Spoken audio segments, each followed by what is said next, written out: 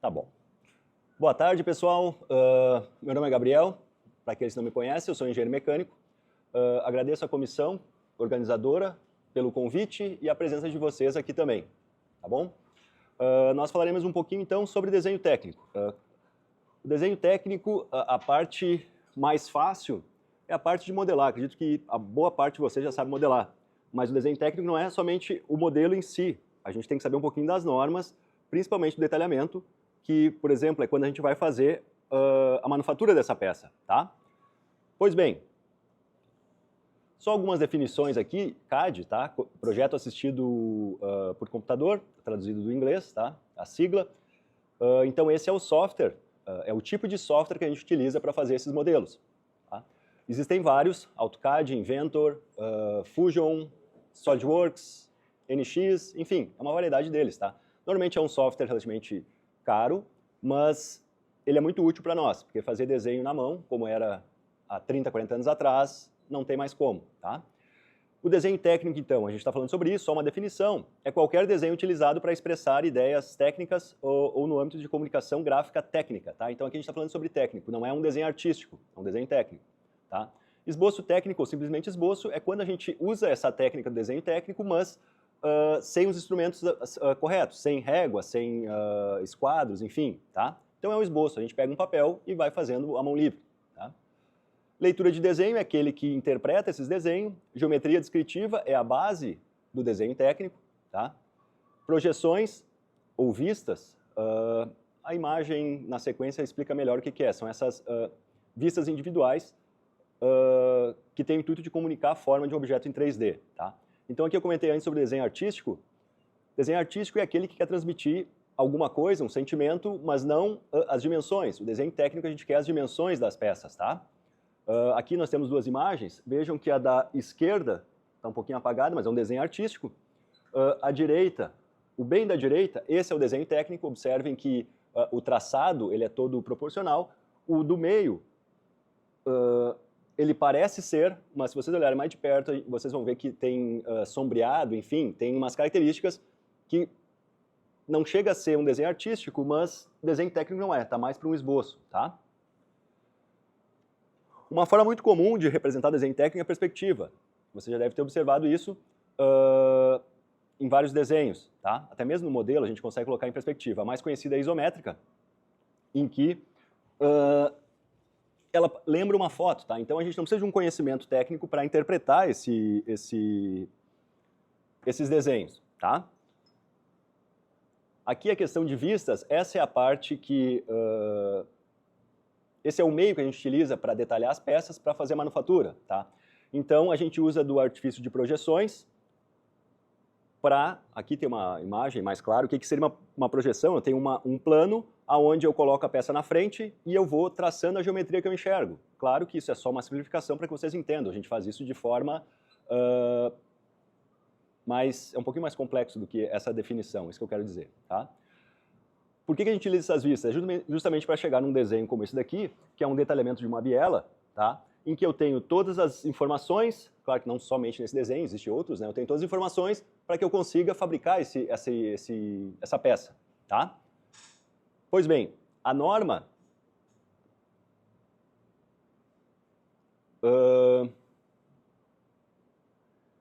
eu esqueci de fazer um comentário aqui, que eu passei correndo pelo slide, mas enfim, pensem que a necessidade desse desenho técnico é, eu tenho um objeto em 3 dimensões e quero representar ele, passar as informações dele em uma folha, por exemplo, que nós temos 2 dimensões. Como é que a gente pode fazer isso? Então, por isso que a gente utiliza esse artifício das vistas, tá? E num software como o SolidWorks, por exemplo, tá? Como é que nós fizemos isso? Suponho que vocês já saibam, tá? Mas como é que a gente cria um objeto? A gente modela um objeto em 3 dimensões, onde eu só tenho 2 dimensões. Eu tenho uma tela que é em 2D, tá? De forma muito resumida, e praticamente todos os softwares funcionam com um conceito similar, apesar que os comandos podem variar um pouquinho, mas a ideia é sempre a mesma, em que eu vou criar um esboço em cima de um plano, tá? E a partir desse esboço, eu vou criar uma geometria. Observem que... Saiu do comando. Observem que eu estou fazendo ele sem dimensões, assim, eu estou fazendo só realmente, literalmente um esboço, tá? Eu não tenho nenhuma dimensão e agora é que eu coloco as cotas, tá?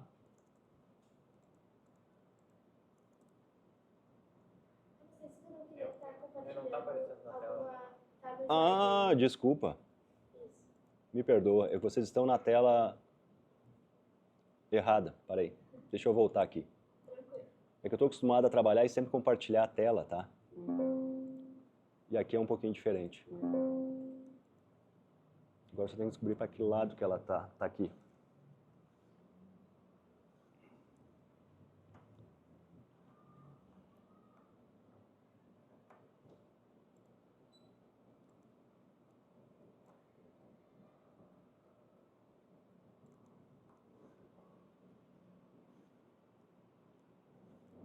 Eu não estou duplicando a tela? Ah, tu está estendendo, o Schmitz tinha colocado. Não, agora eu acho que foi. Tá, acho que deu certo. Tá bom, desculpa pessoal, me equivoquei. Pois bem,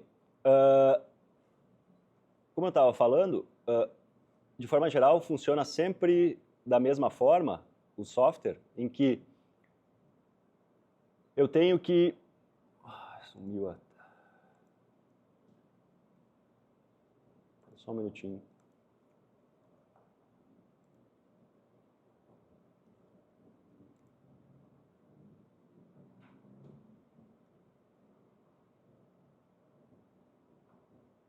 Tá, eu vou... Não vou achar agora.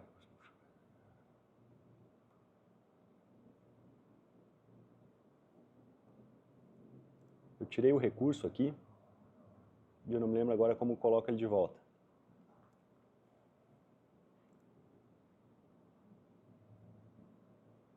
Tá, vou ter que ir nas pesquisas. Eu vou pular essa parte, pessoal, pois eu me equivoquei.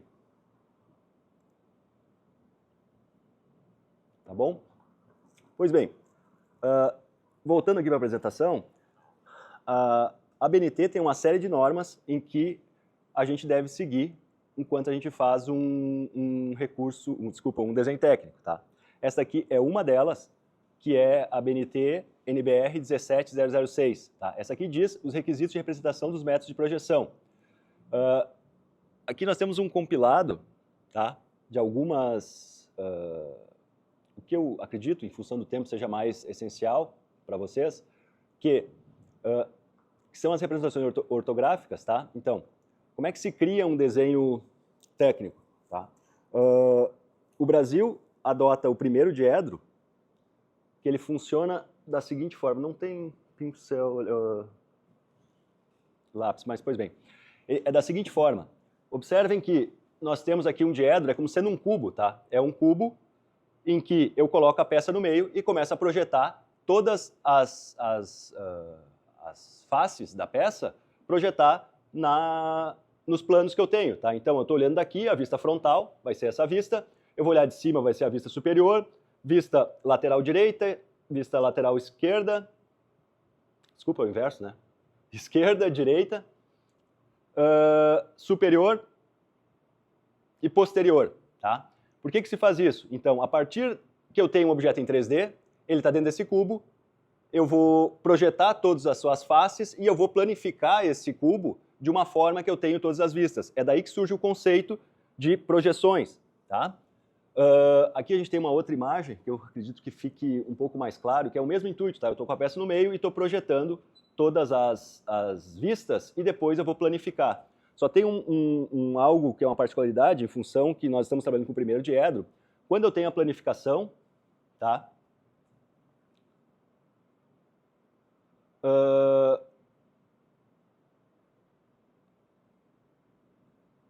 Não é nessa aqui, é na próxima.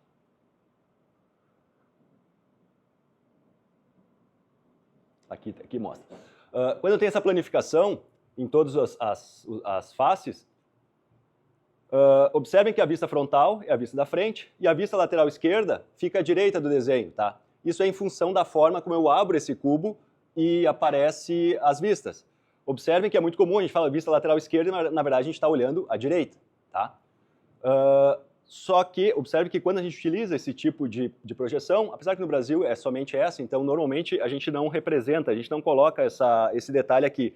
Mas aquele dali é o símbolo de projeção do primeiro diedro. Tá? Até isso a norma diz, não é padrão, não é cada um inventa seu símbolo ou escreve primeiro diedro, a gente utiliza o símbolo próprio da norma. Tá? Só que não existe somente o primeiro diedro, existem outros. Tá? Aqui é só uma exemplificação, de forma sucinta, como funciona isso, tá? Claro que foi utilizado cores só para mostrar o que é a vista frontal, tá? Então observem que eu estou vendo na vista frontal o detalhe em verde e amarelo. Olhando somente a vista frontal, eu não consigo interpretar a peça, porque eu só estou vendo no plano, tá? Eu preciso de uma outra vista para que eu consiga interpretar se aquele detalhe em amarelo está saindo da tela ou está dentro da tela, tá? E isso a gente consegue ver através das outras vistas. Observem que a vista lateral esquerda aparece aquele tracejado, isso significa que eu olhando nessa vista, eu não vou enxergar aquele tracejado. Aquele tracejado vai ser uma aresta invisível, tá?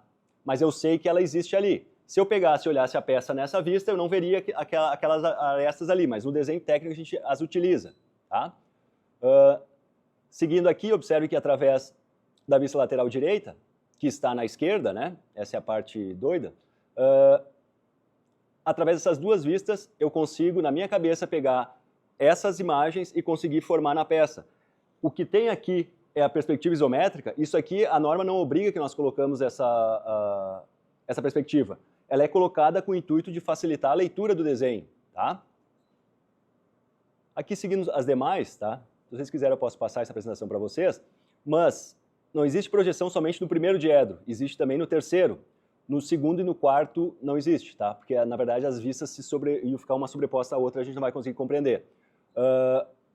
O Brasil é um que adota no primeiro diedro, mas tem países, como Estados Unidos, que eles adotam o terceiro, tá? Qual que é a diferença disso? A posição das vistas, ela fica diferente, tá?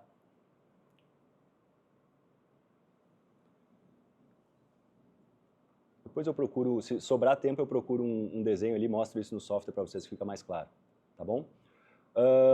A norma, ela diz muita informação, ela não consegue ser tão exata, tão, como é que eu vou dizer?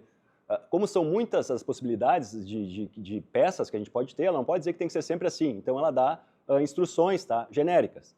E uma delas está aqui, é em relação à posição dessas vistas, não é colocar em qualquer lugar. A vista frontal tem que estar aqui, a vista lateral esquerda tem que estar aqui, só que ele está sugerindo que aqui a gente deixa elas equidistantes, as vistas, tá? Ou a gente pode fazer isso equidistante às cotas. Observe que essa distância seria a mesma dessa daqui, tá? Nós temos outras normas, tá? Que eu vou passar, eu só queria mostrar para vocês a norma em si, só para que vocês observem que essa norma não é minha, tá? Eu não comprei ela, normas a gente compra, tá? Ela vem de uma outra instituição que eu trabalho, tá? Lá eles têm essa norma. Observem que essa aqui tem 59 páginas, ela tem um sumário, como normalmente, mas de novo, desculpa, obrigado, Pena. Agora eu descobri o que é. Ela tem sumário e tem uma série de definições, tá? O que diz as palavras que são utilizadas na norma é colocado aqui, então por isso que ela acaba sendo extensa, tá? Todos os tipos de projeções que tem, eu só falei duas, mas existem várias, existem cavaleira, dimétrica, trimétrica, tá? Não vou passar toda a norma aqui porque ela é maçante, mas só para que vocês vejam que eu não estou inventando isso, tá? Ela existe. Tá bom, pessoal? Pois bem, essa é uma outra norma, só que aqui a gente está falando dos requisitos de apresentação. Então, até mesmo a folha, ela vem da norma. Tá? A folha 4, ela está aqui, que é que normalmente a gente utiliza, a folha 4 e a 3. Mas a gente teria também até a folha 0. Tá? Então, as dimensões vêm da norma. Tudo que tem na folha, a norma diz. Por exemplo, aqui as margens. Tá? A gente tem que colocar as marcas de centro. Marca de centro e tem um sistema de referência, que normalmente tem um A, B, C do lado, uns quadrinhos. Isso são para desenhos muito grandes, para que a gente consiga localizar algum detalhe da peça, é informado, tá? É só por referência, como o nome diz. A questão dos espaços, tá? Então a gente tem espaço para informações complementares, normalmente a gente coloca na parte de baixo ou na lateral direita, tá? Aqui é só um exemplo de uma legenda. A legenda, ela recomenda também algumas dimensões e o que a gente coloca na legenda? Claro que isso é muito específico, depende de cada situação, de cada empresa, por isso que eles modificam isso, tá? Aqui nós temos a 17068, em que a gente vê sobre tolerâncias e dimensões.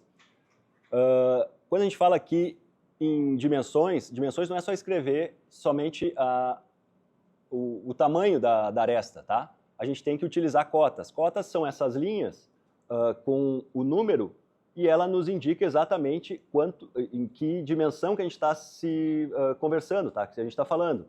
E o sistema de tolerância, existe outra norma que fala especificamente como a gente calcula o sistema de tolerância, mas aqui só está nos falando como a gente as representa. Normalmente a gente coloca um número mais um limite superior e um inferior, tá? Então essa dimensão de 55 ela vai ter mais 0,2 e menos 0,5. Se ela estiver fora dessa dimensão, significa que a peça tem que ser descartada. Ela não vai atender aos requisitos que a gente precisa, tá?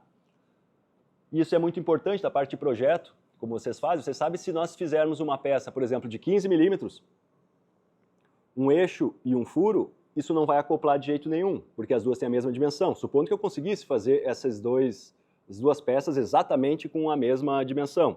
A gente sabe que em função do processo de fabricação, a gente tem uma variação, né? Então, por isso que a gente utiliza dessas tolerâncias. Tá bom, pessoal? Isso é outra norma, é algo extenso, mas é algo muito importante para que a gente faça essas peças e não tenhamos problema de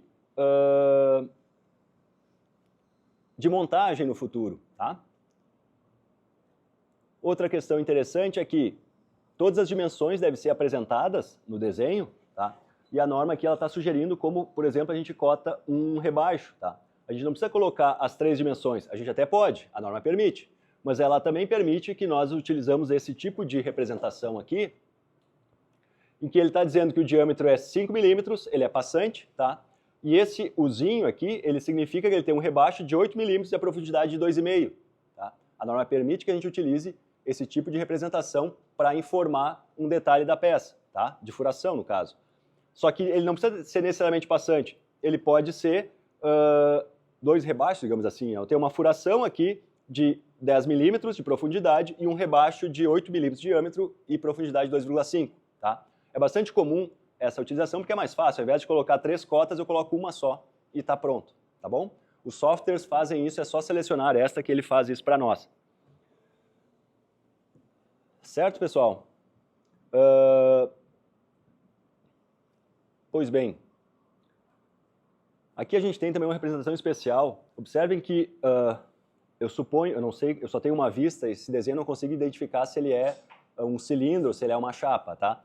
Mas ele é uma chapa que tenha 4 furos de diâmetro 4. Eu não preciso cotar todos eles, eu posso colocar 4 vezes diâmetro 10.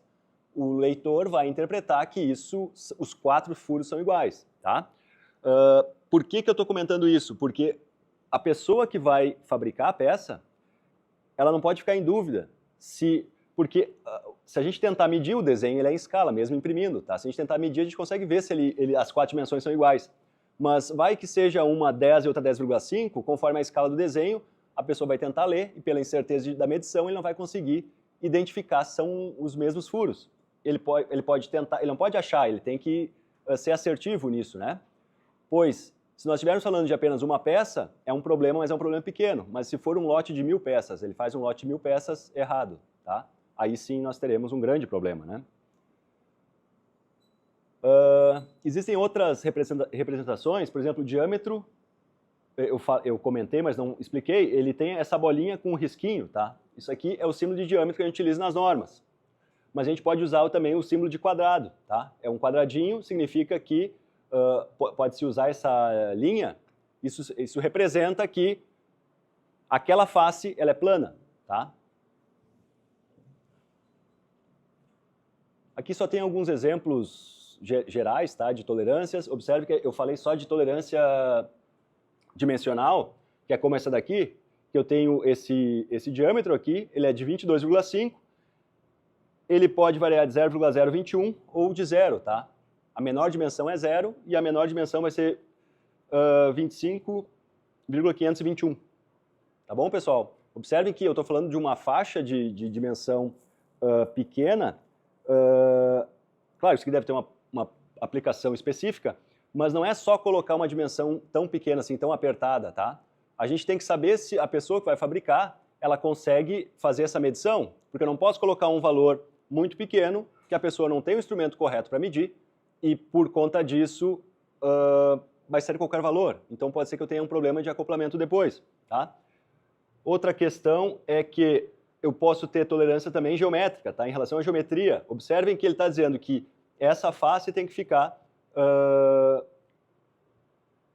perpendicular em relação a essa face B, 0,015. Claro que isso aqui foi inventado, tá? Para eu medir isso aqui só com uma tridimensional. Pois bem, pessoal, então isso aqui é relativo à forma e à geometria da peça, tá? Tá bom. Chamar uma consideração, eu não me lembro agora. Pois bem, chanfros, observem como a gente pode cotar chanfros. Então não é só... Quando a gente cota chanfro, a gente não quer saber qual que seria a hipotenusa do chanfro. O 2 representa a base dele, tá? Então é 2, aqui ele está botando por 30. Normalmente a gente utiliza assim 2 por 45. A gente sabe que entre essa aresta e essa, o diâmetro é de 2. A gente tem essas duas formas de fazer isso, tá? É o que a norma fala, tá no anexo B da norma, tá? Outra consideração que eu esqueci, aqui eu coloquei no primeiro slide, que nos últimos anos modificaram as normas. A partir de 2020, várias normas foram modificadas. Então, se vocês olham, por exemplo, livros mais antigos, eles estão se referindo às normas antigas, tá? Essas daqui já são as normas atuais. Essa 16861, ela está substituindo a NBR 84013 e a 8402, tá? Essa norma, então, ela fala sobre as linhas. Toda linha que a gente vê no desenho técnico, ela é padronizada. Isso significa que se nós fizermos o desenho à mão, a gente tem que cuidar com o traçado em função da norma, tá? Claro que no software é fácil, o software faz isso para nós. Outro tipo de consideração dessa norma é em relação às linhas de simetria, tá? Que a gente chama linha de centro. Isso significa, quando eu tenho essa linha traço ponto, ou traço grande, traço pequeno, que essa metade é igual a essa daqui. É uma linha de simetria, tá bom? Um eixo, por exemplo, uma barra, normalmente a gente coloca uma linha de simetria dessa forma. Essa 17067, ela fala sobre representações ortográficas. Observem que aqui requisitos para especificidades e representações ortográficas. Observe que até a caligrafia que a gente utiliza no desenho, ela é padrão, não é qualquer uma, tá? Esse é um detalhe muito interessante. Observe que a gente tem um detalhe que ele está chamando de detalhe Z aqui, ó. É um detalhe muito pequeno. Para eu colocar cotas aqui, fica muito confuso o desenho, porque a gente tem todas essas regras que a gente deve seguir, das normas, justamente para tentar tornar o desenho mais claro, tá? Então, observe que a gente usa esse artifício de detalhe, porque se eu colocar a cota aqui, só a seta da cota vai ser maior do que esse detalhe. Então, a gente aumenta, recorta esse pedacinho, aumenta a escala aqui para ficar mais fácil de cotar esse ângulo, tá? Aqui a gente tem outro caso também que a gente segue a mesma ideia. Se eu tiver peças muito longas, eu posso utilizar esse artifício para encurtar, supondo que eu tenha uma barra de 6 milímetros por 1 metro, se eu for cotar isso vai ficar muito pequeno, vai ser ruim a visualização. Por conta disso, a gente pode utilizar esse artifício para reduzir o tamanho e tornar o desenho mais claro, tá? Aqui a gente também fala sobre corte. É muito comum a gente fazer um corte imaginário, digamos assim, na peça, para mostrar os detalhes. A norma recomenda que nós não cotamos arestas invisíveis, tá? Para isso a gente para que a gente consiga colocar as dimensões nesses detalhes que a gente não enxerga, a gente tem que fazer esse corte imaginário, tá?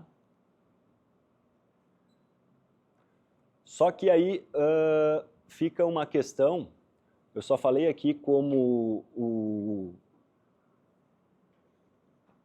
a gente utiliza softwares para fazer isso, né? Mas quando não havia softwares, como se fazia os desenhos? Era no papel. Pensem que, por exemplo, uma empresa de projetos, ela tinha um arquivo grande com vários desenhos, onde existia uma pessoa responsável para fazer a cópia. Por exemplo, a produção precisava de uma cópia, ele entregava o desenho original para essa pessoa fazia a cópia e passava para a produção. Tá? Observem que era um trabalho, não é que é difícil, ele é trabalhoso, digamos assim, tá? E repetitivo, e tem que ter atenção. Tudo que, quando a gente faz esse detalhamento no software, boa parte das interpretações do desenho que eu falei aqui para vocês, o software faz para nós. E quando a gente faz à mão, nós é que devemos ter esse conhecimento, porque senão a gente pode cometer algum equívoco. Tá? Então aqui tem alguns apetrechos que a gente utilizava, né, para fazer isso, mas eu acredito que a partir do momento que a gente descobriu o software, a gente não volta mais para esse tempo de desenho à mão. Tá? Aqui estão as referências para essa norma. Eu só queria mostrar, eu acho que eu tenho uns minutos ainda, né? Tá, é que eu não queria passar do tempo, mas pode ser que... Não, eu tô bem tranquilo, pode mostrar o que você acha que foi tudo.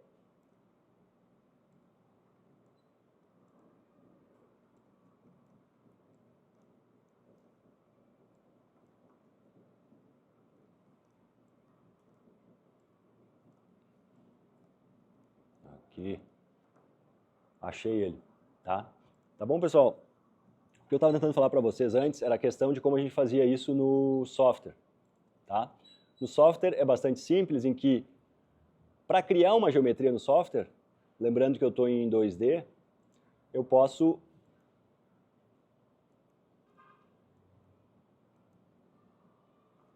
Só vou pegar o meu software, que o botão esquerdo desse aqui não tá bom. Vou pegar o meu mouse, desculpa.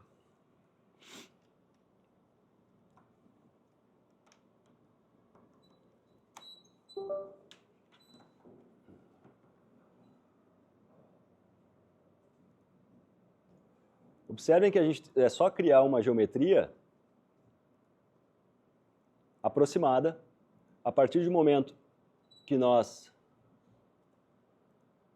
a gente vai colocar as cotas. Eu estou imaginando aqui, isso aqui não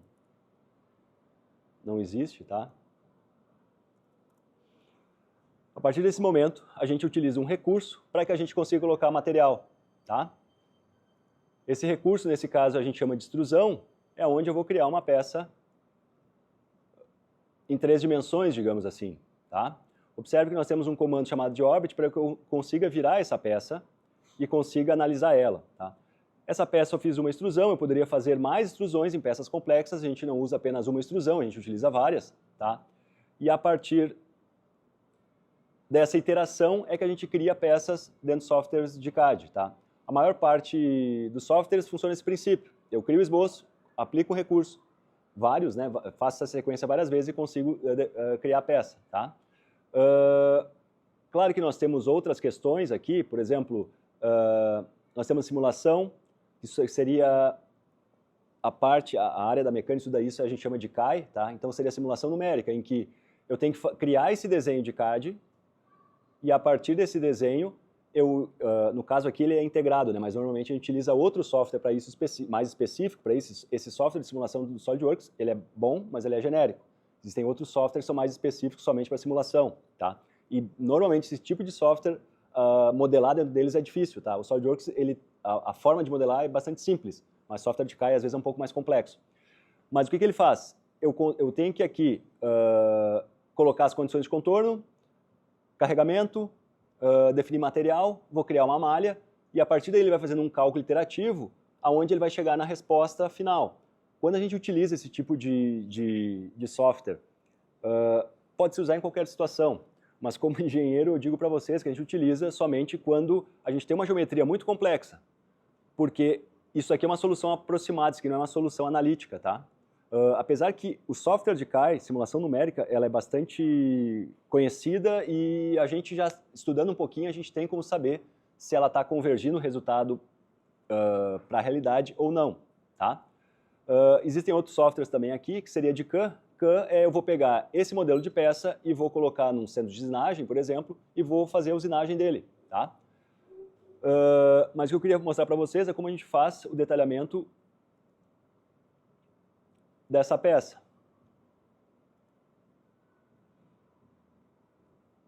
É só selecionar a folha. Vou ter que fazer um outro detalhe aqui, peraí.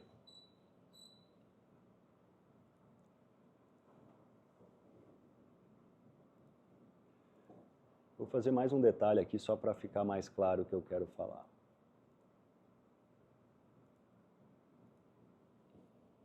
Lembre-se que quando nós criamos esse tipo de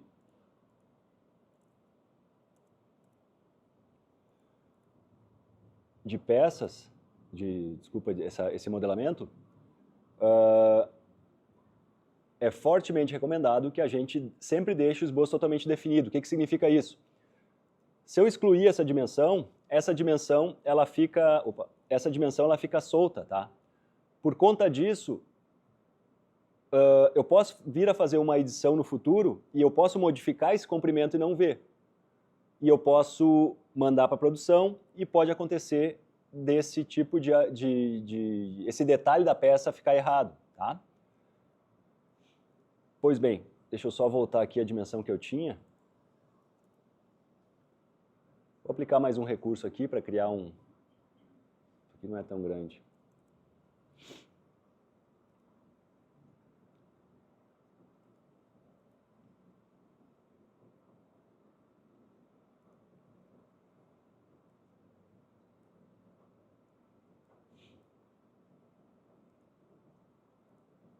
Trancou.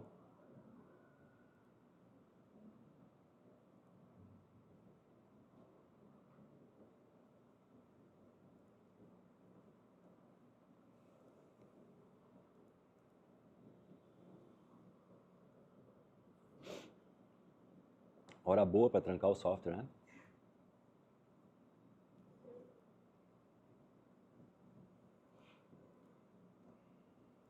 E trancou que eu não consigo fazer mais nada. Pessoal, acho que o meu horário está próximo. Eu fico devendo para vocês o detalhe que eu queria mostrar aqui dos diedros, tá? Ou posso, de repente, enquanto isso, canto uma música para vocês? O que vocês acham? Não, melhor não. Melhor não. Melhor não. Tá bom, pessoal? Agradeço a presença de vocês.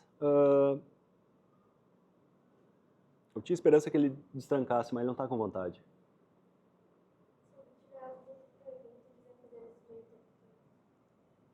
Pode ser? O máximo que vai acontecer é eu falar que eu não sei.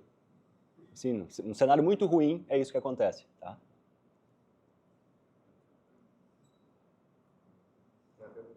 Oi, desculpa. Uma das coisas que a gente vejo organizado mais tem dificuldade é justamente a corretora e a parte de tolerância, né? Porque quando tem alguém desenhando, eles colocam lá as medidas e bom, qual o tamanho das peças? É 10 centímetros. Tá, mas qual o tamanho que ela precisa ser? 10 centímetros. Sim. É 10? Exatamente laser, né? Então, eu não sei algumas dicas que a gente podia pensar em termos de... assim, é que... Descobre qual a tolerância. Tá, assim, é que no software, quando a gente modela, a gente diz 10 milímetros é 10 milímetros, a gente coloca todas as peças 10 milímetros. Daí por isso que a gente utiliza as tolerâncias para dizer, ó, um é maior, outro é menor, tá?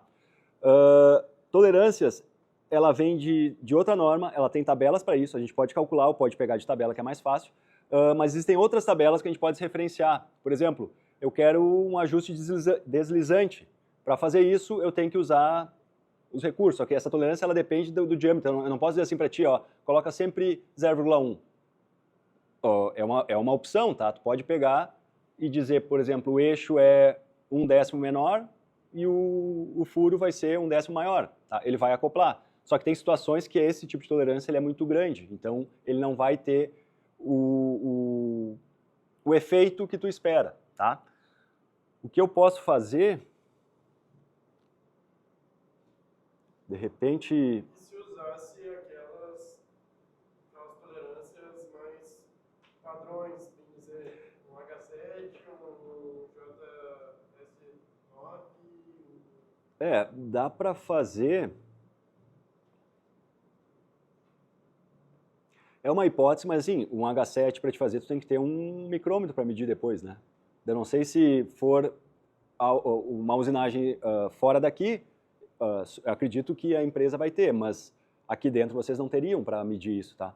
A gente só muda justamente quando a gente precisa trabalhar com fornecedor externo. Porque aqui dentro, lá faz o Sim, corte, ele faz... eles entendem. Tá. Mas o problema é quando, eu vou mandar essa peça pro corte a laser. Aí manda lá, tá, não, essa do C aqui tem que ter a precisão de 001. Aí vai custar ou levar 4 vezes mais Sim, para fazer aquela peça. Eu não me lembro se eu comentei... Desculpa. Eu ia dizer, no fim das contas, o que a gente faz muito precisa que encaixe um eixo, precisa que encaixe um rolamento, a gente manda junto e fala, precisa que encaixa. O comum, se faz isso. Mas não é, Se faz isso. a maneira que a gente faz sempre, não é a maneira, né? Tem maneiras melhores de fazer isso. Mas isso é algo difícil, eu não consigo resumir isso numa frase para ti, tá? Porque cada caso é um caso. O que a gente pode tentar fazer é criar algumas diretrizes, assim, algumas tabelas, assim, ó, um rolamento tu usa tanto, um eixo deslizante tu usa tanto. Só que, claro, isso exige um cálculo, mas não é difícil. Eu acho que tem até automação na internet para calcular isso, deve ter. Eu nunca procurei, mas deve ter. Isso é algo realmente simples. Algo assim, de repente tu sinaliza, pede para alguém entrar em contato comigo em algum momento, eu venho aqui algum dia, a gente conversa sobre isso. Tenta fazer, né? Mas é algo... Às vezes eu passo trabalho para determinar as tolerâncias, né? Porque a gente quer acertar de primeira e às vezes é difícil, tá? É difícil. Tem um rolamento de 28 ou 5, 7, acho que é. Aí ele tem que entrar nessa placa de alumínio. Ele não pode ficar totalmente preso. Para ele sair dessa mesma, não pode sair com tanta facilidade. Aí eu boto lá na CNC, daí a gente tem uma CNC lá. Aí vamos fazer um projeto na cortadora laser. Se eu cortar exatamente, a cortadora laser fica escapando. Mas se eu levo na CNC, dependendo da fresa que eu estou usando, né, já não vai ficar. Eu acho que essa tolerância que é. Aí quando a gente está no laboratório é mais fácil. Né? Vai inteirando e tal, e até não perde tanta peça. Se tem, tu disse, se tu tiveres o rolamento, eu não entendi. O problema mais fácil é que tem um rolamento de 28 milímetros lá, 28,5. Daí ele tem que entrar naquela chapa de alumínio, aí ele tem que ficar preso, mas ao mesmo tempo ele não pode... Tem que ser uma montagem, então, sim. Né, não vai ficar lá para sempre. Aí quando a gente manda para fora, né, como é que faz? Acho que Não, isso dá... Tem como se determinar. É que rolamento, eu não me lembro qual que é a... Porque quando a gente compra o rolamento, o fabricante diz, ó, essa dimensão ela varia de tanto a tanto. Daí, como tu vai fazer é contigo, né? O ajuste ali é tu que vai determinar. Mas a gente consegue criar uma tabela para ajudar vocês. Mas já tem já existem, eu não sei se é padrão, mas já existem tabelas de rolamento, tabelas de eixo e tabelas de engrenagem, né, de tolerâncias padrão. É que são indicativos. É que normalmente quando a gente faz isso, a gente pega de tabelas. A não ser que tu já tenha feito alguma coisa e tu, assim, pela tua experiência... mas normalmente a gente vai por tabela. Existem orientações gerais, assim, que vai nos conduzindo, tá? Mas todos dá para tentar fazer alguma coisa para ajudar. É que a parte de serviço, assim, externo, eu até entendo o fornecedor, porque ele... É difícil para ele também, né? Ele está acostumado a lidar com Sim, alguém que reduz. Mas normalmente os nossos projetos vão ser relativamente mais amadores, mas eles têm que seguir um padrão para funcionar de primeira. Sim. E exatamente é importante funcionar de primeira muitas vezes, porque a gente vai ter, tipo, um momento em que o fornecedor pode fazer isso pra gente, bem isso, e a próxima vez que a gente vai poder fazer uma peça daqui 2 semanas e no escopo de uma temporada que já venceu 2 semanas é muito tempo. Sim. Então, é interessante, né, conseguir trabalhar com os fornecedores de uma forma que funcione, que a gente possa usar essa uma tentativa da melhor maneira possível. Alguma coisa a gente pode fazer para tentar ajudar. Não sei se a gente vai acertar de primeira, mas se não for de primeira, de segunda, de terceira, de quarta, mas a gente acerta. Em algum momento a gente ajusta isso aí. Tá bom? Eu não me lembro se eu comentei antes, porque o meu software me deixou na mão 2 vezes. Daí eu fiquei um pouquinho agitado, mas essa questão de tolerância normalmente encarece bastante as peças, né? Então a gente só coloca tolerâncias em lugares críticos. Se eu colocar tolerância em tudo, a peça vai ficar perfeita, mas o custo vai subir, tá?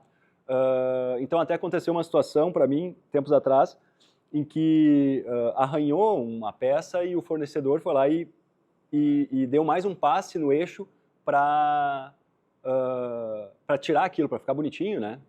E depois ele falou para mim, olha, eu dei esse passe, mas porque eu vi que a dimensão era aberta, então eu suponho que ela não era importante. Realmente não era, tá? Por isso que ela não tinha tolerância nenhuma.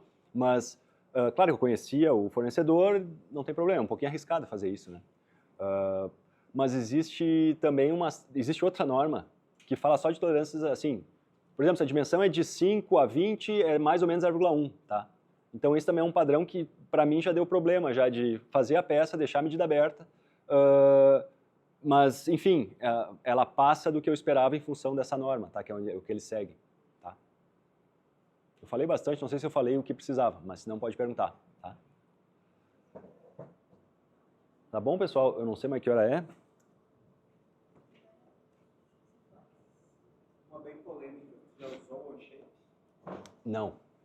Não? Pior que não. Não gosta? Não. Eu acho que eu vi uma ou duas vezes o pessoal aqui modelando. Não sei. Não tentei também. É que ele é um software, aqui eu acho que vocês têm licença de estudante, não sei, mas ele é um software pago, né? Ele é um software pago. Mas eu não entendi a pergunta, ele é ruim de modelar ou ele é muito bom? É que normalmente é o mais usado entre os times de FLC, eu só queria ver a tua ideia sobre isso. Tá, não, eu não posso dizer. Eu sei que os meus colegas ali, eles gostam, mas é que eles estão acostumados, né? Para mim, o crítico do shape é file manager. Porque na situação que a gente está de laboratório, a organizada vai lá, que nem antes de usar o evento. A galera lá abria uma pasta e salvava tudo lá. Aí naquele computador. Aí tinha o Google Drive que jogava na nuvem. Aí às vezes não dava direitinho. Aí alguém queria trabalhar na mesma peça e não dava certo. Então, para mim, um motivo para eu encher o saco da galera que usar é para ter, tipo assim, dois querem mexer na mesma peça, abre ali e mexe.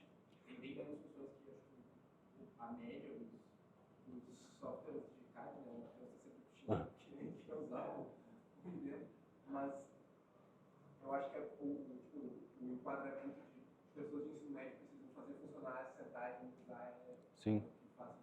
É muito que eu sinto também do shape, assim, do meu ponto de vista, a gente chegar no shape foi uma combinação de, tipo, vários anos de tentar coisas diferentes, de como que a gente colabora com mais pessoas, assim, tipo, partiu de, sei lá, eu em 2014, 15, eu e o Felipe, às vezes, fazíamos umas coisas. Daí a gente tacava os arquivos num Drive, num Dropbox, e funcionava, porque, tipo, numa máquina, tu de vez em quando tudo bem. 2016 era, tipo, a gente usou o Clio e daí só eu fazia, não tinha problema. Só que quando a gente foi começando a adicionar mais pessoas, a gente tentou coisas tipo GraphCAD, outros softwares do tipo, e a gente tinha bastante desses problemas de conflitos, de uma pessoa mexer aqui, uma pessoa mexer aqui. A versão de arquivo, daí fica confuso, né?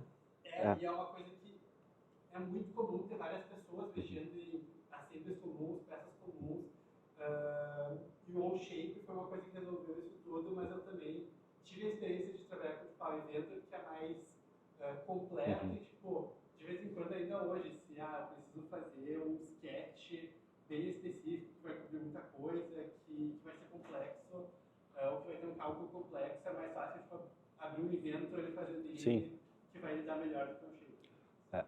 Mas... às vezes eu vejo também necessidade quando tu vai para desenho técnico, para coisa que vai sair daqui, vai ser externo.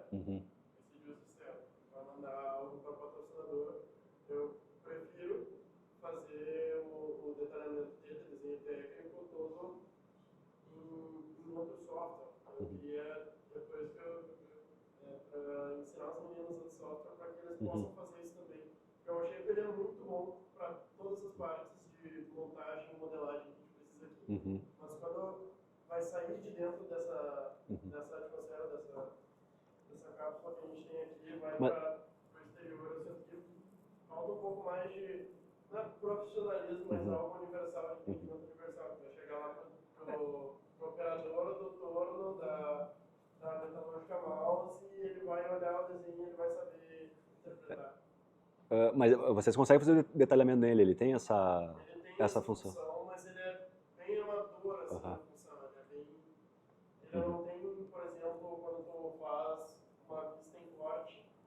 consegue mudar as achuras da peça. Tá, te entendi. Então, se o operador olhar ali e não tiver escrito especificamente qual material, tu não vai saber pelo desenho. Sim. Pode ver se é um alumínio. Sim, Então, te entendi. Mas essa questão de software, desculpa, como é que é o teu nome? Bolívar. Questão de software é que nem time, tá? Os caras vestem a camisa, sei lá, pelo SolidWorks e eles brigam até o fim do mundo por ele. Daqui uns 20 anos, quando essa galera que está aprendendo a mexer no chip hoje chegar na indústria, talvez o chip já esteja mais maduro. Né? Quantos anos tem o Inventor? Né? Ah, sim. Fusion, por exemplo, Aham. a galera gosta bastante. Tem até o adesivo mesmo. Mas eu uso muito o Fusion para fazer usinagem, né? A gente não está nessa fase de enviar para fora ainda, né? Então a gente faz muita coisa na nossa oficina mesmo. Sim. E aí a gente usa o cano do Fusion e desenha no shape mesmo. O Fusion, eu gosto dele também, tá? Eu falei que é que nem time, mas eu não sou muito ligado. Eu uso, se ele tem as funções, que eu não consegui mostrar para vocês ali, mas que era de editar as peças, para mim é o suficiente. Porque quando eu comecei a estudar isso, a gente trabalhava no AutoCAD. E AutoCAD, não sei se mudou, mas na época, tu criava o sólido e tu não conseguia editar ele. Se tu quisesse, sei lá, tu fez um cilindro de diâmetro 20, tu quer fazer um de 50, hoje em dia a gente só vai ali, entra no esboço, edita e ele atualiza toda a peça. O AutoCAD não precisava desenhar de novo. Daí depois que eu passei esse trabalho com o AutoCAD, se tiver essa parametrização, eu já fico feliz e estou tranquilo. Segue. Pois bem, mas me lembra, Toso, vamos tentar fazer algo para ajustar, para melhorar. Não sei se tem mais dúvida, pessoal. Eu não sei também qual era o tempo que eu precisava ficar. Não sei se era 5 minutos ou 2 horas.